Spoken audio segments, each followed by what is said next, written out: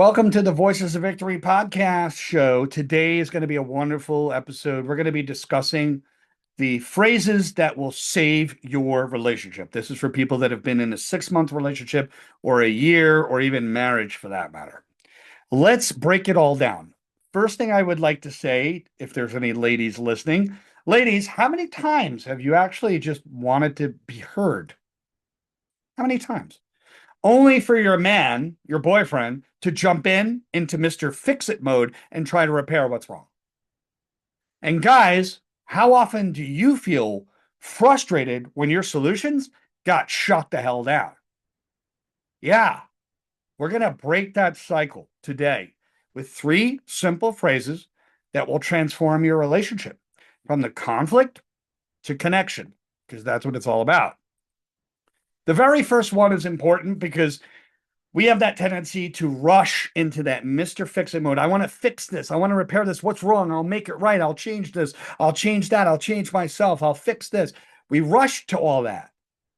But this first phrase is the vent versus solve lifeline. And this is the question. This is the actual question that'll save your relationship. Do you need to express how you feel right now and vent? Or do you actually need a solution with this problem that you're experiencing?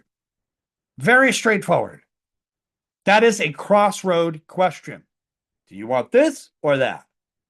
Giving them that autonomy. Because guess what? Men's brains, they're wired to solve problems. The centuries of the hunter-provider instincts, okay? Women process the emotions and they verbalize it. So this phrase bridges that gap. And you got to say it with eye contact, tone of voice, and body language. And the research is in, because the research shows that feeling heard activates the brain's calming centers that turns stress off. When you offer up that choice, you're respecting her autonomy. If she says vent, great, I'm here. I want to listen. Tell me how you feel today. And just be present. Allow her to let all that emotion out. Say whatever you need. Tell them, say whatever you need. No fixes. I'm listening. This builds emotional safety. And phrase number 2 is the emotional mirror. And ask them the question. It sounds like you're feeling frustrated. Am I correct in thinking that? It sounds like you're feeling upset. Am I correct in thinking that? Ask them that. But why does it work? Because naming the emotions, frustrated, overwhelmed, pissed off, angry, what it does is it reduces the amygdala activation. That's the part of the brain, that's our brain's panic button, if you think of it that way. It's like emotional first aid in the moment. So studies actually find that accurate empathy, understanding and connecting to what the feeling is, it deepens trust more rather than just a generic, boring, oh, I understand. No. Have them put a label on it because it's going to help you understand where they're coming from. And you know what? If you're wrong, if you try to guess how she's feeling and you're wrong, she'll correct you. And that's still a connection. That's still an opportunity to bridge that gap. And you could then you could go and say, wait a second, help me understand this. I want to understand. That should be your approach. I want to understand. Are you meaning X or are you meaning Y? Are you meaning frustrated or sad? And the third phrase is the timeout anchor.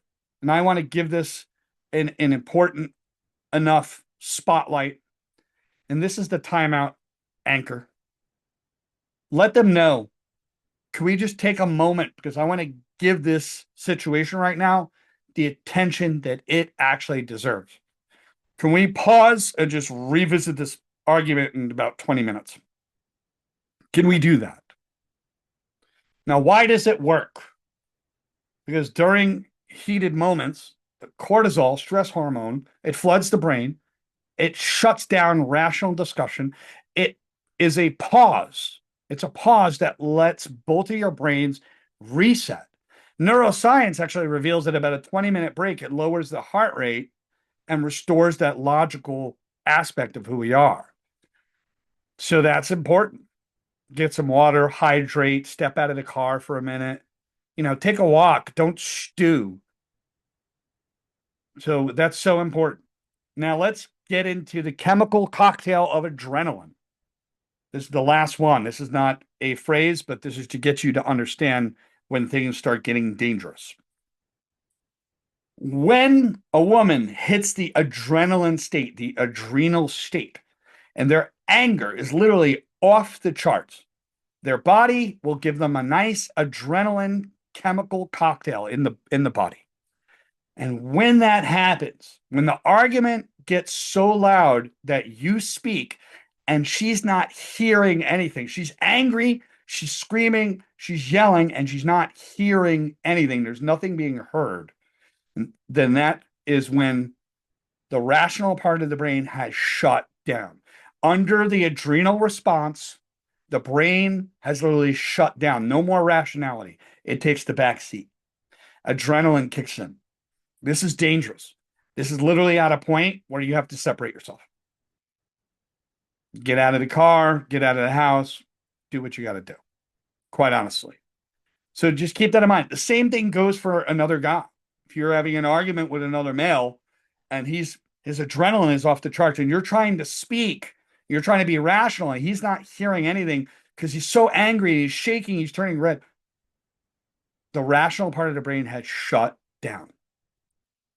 That is a completely different situation than what we're talking about here. Have a great day, and I'll see you on the next episode.